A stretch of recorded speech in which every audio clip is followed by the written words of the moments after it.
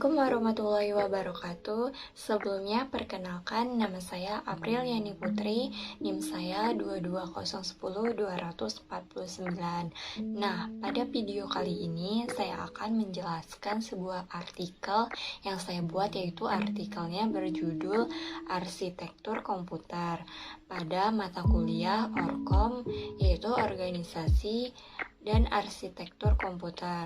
Nah, simak video selanjutnya ya.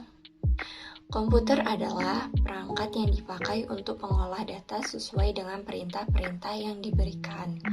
Kata komputer sebenarnya berasal dari orang yang pekerjaannya melakukan perhitungan aritmatika. Tetapi sekarang ini komputer modern bisa digunakan untuk berbagai keperluan, tidak hanya melakukan perhitungan saja, melainkan melakukan berbagai tugas yang berat, termasuk bisa digunakan untuk game. Tetapi, apakah Anda sudah tahu bagaimana arsitektur komputer itu sebenarnya? Kok bisa jadi alat yang secanggih ini? Nah, untuk lebih jelasnya kita akan membahas pengertian sejarah komputer, jenis, klasifikasi, dan faktor yang mempengaruhi arsitektur komputer pada pembahasan berikut. Nah, pengertian arsitektur komputer. Pengertian arsitektur komputer adalah suatu konsep tentang perancangan dan pengoperasian dasar dari suatu komputer. Pengertian lain dari arsitektur komputer adalah suatu seni dan ilmu tentang bagaimana merancang antara berbagai jenis komponen perangkat keras komputer agar menghasilkan suatu komputer yang serbaguna untuk berbagai keperluan.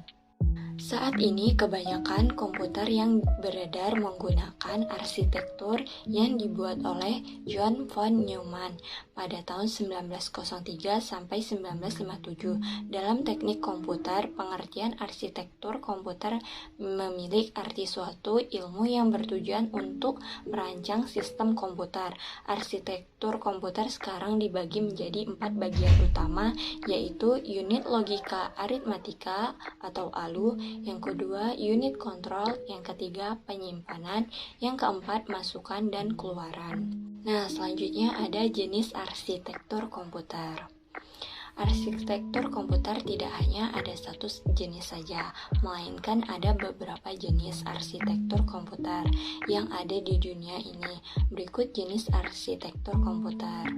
Yang pertama ada komputer MISD. MISD adalah kepanjangan Multiple Instruction Single Data, merupakan arsitektur komputer di mana fungsi dalam melakukan eksekusi data yang berbeda-beda dapat dilakukan oleh prosesor. Jika dilihat secara struktur, komputer ini tidak berbeda jauh dengan komputer SISD. Hanya saja perbedaannya dari prosesor yang digunakan lebih dari satu unit. Yang kedua, komputer MIMD.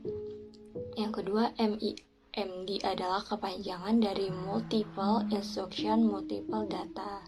Komputer ini yang memiliki beberapa proses yang diatur secara paralel dengan menggunakan pengontrol unit. Nah, selanjutnya ada komputer SID, komputer Single Instruction Single Data. Adalah jenis arsitektur komputer yang buatan von Neumann dengan ciri khas prosesor yang digunakan hanya satu buah saja. Komputer ini bekerja dengan skema aritmatika dan logika, di mana semua dengan satu perhitungan saja.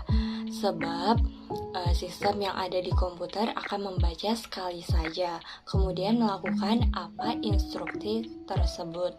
Contohnya bisa ditemui di komputer mini. Yang keempat, komputer SISMD atau Single Instruction Multiple Data, yaitu jenis komputer yang dibuat secara paralel.